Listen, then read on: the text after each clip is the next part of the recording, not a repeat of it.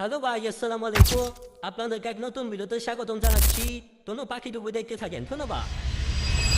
তো গাইজ আমরা দুপুরে বেরোলাম কোচিংয়ের উদ্দেশ্যে, কিন্তু অর্ধেক রাস্তা যাওয়ার পরে আমরা দেখছি যে বৃষ্টি।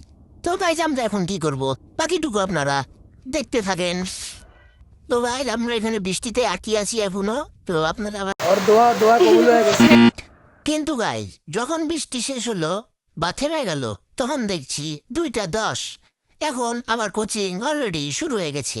তো গাইজ এখন আমরা বাইক ঘোরাচ্ছি, নতুন এক জায়গায় যাব। তো গাইজ আমরা আমাদের যাত্রা শুরু করলাম, ডাবতলা থেকে আমরা আমরা আমাদের যাত্রা শুরু করলাম। তো গাইজ আপনারা দেখতে পাচ্ছেন আকাশ এখনো মেঘলা, এই যে গ্রিন চিলি। তো আমরা এখানে ঢুকে রাস্তা ভুল করে ফেলেছি। তো গাইজ এখানে আমরা মেডিকেল বিশ্ববিদ্যালয়ের সামনে এসে হেভি একটা টান দিলাম। এখন আমরা সবাইকে ছেড়ে আগাচ্ছি। তো এই যে গাড়ির টান হচ্ছে এখন 84, একটু বড় উঠবে 90, কিন্তু আমি ভিডিওতে ক্যাপচার করতে পারিনি। তো এখন আমাদের ডিসিশন হলো আমরা যাব একটা গন্তব্যে।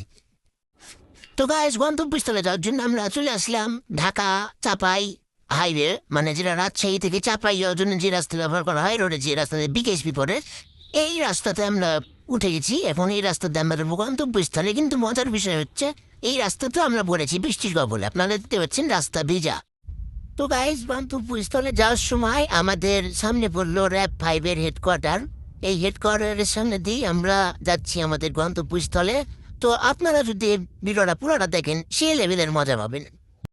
তো গাইজ গন্তব্যস্থলটা আমাদের এমন জায়গায় পড়েছে যে এই গন্তব্যস্থলে যেতে গেলে আমাদের কাদার রাস্তার ভিতরে যেতে হবে। কিন্তু আমরা একটু আগে মরণের হাত থেকে বেঁচেছি, কারণ একটা গর্ত আমাদের চোখে পড়েনি, কিন্তু রুন্দার পিছনের চাকা সেই গর্তের ভিতরে ঢুকে গেছে। এটাই হচ্ছে কাহিনী। কিন্তু গাইজ গন্তব্যস্থলে পৌঁছাতে পৌঁছাতে আমরা আমাদের গন্তব্যস্থলের রাস্তায় ভুল করে ফেলেছি।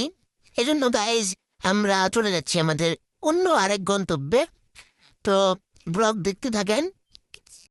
তো গাইজ আমরা এখানে দেখতে পেলাম একটা প্রত্নতাত্ত্বিক নিদর্শন, যেখানে আগে পাহাড়পুর যেরকম মাটির নিচে ঢুকে গেছে, এটাও সেরকম মাটির নিচে ঢুকে গেছে। এটাও সেরকম একটি প্রত্নতাত্ত্বিক নিদর্শন। জায়গাটা খুবই সুন্দর, আপনারা সবাই ভিজিট করতে যাবেন। ধন্যবাদ। গন্তব্যের মধ্যে আবার পরে গেল ঢাকা রাঁচি হাইওয়ে। তো আমরা যাচ্ছি আমাদের গন্তব্যে। ধন্যবাদ।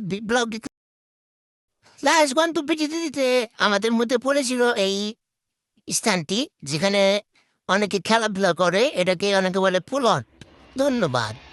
এখানে স্পিড ছিল 62, 61 এরকম। ব্লগটা এখানে শেষ করছি। তো গাইজ আমরা এখানে ব্লগটা শেষ করছি। দেখা হবে অন্য কোনো ভিডিওতে। আমাদের গন্তব্য ছিল এই রাস্তাটাই। ধন্যবাদ। এই রাস্তাটার জন্যই আমরা অত দূর থেকে ঘুরে এসেছি।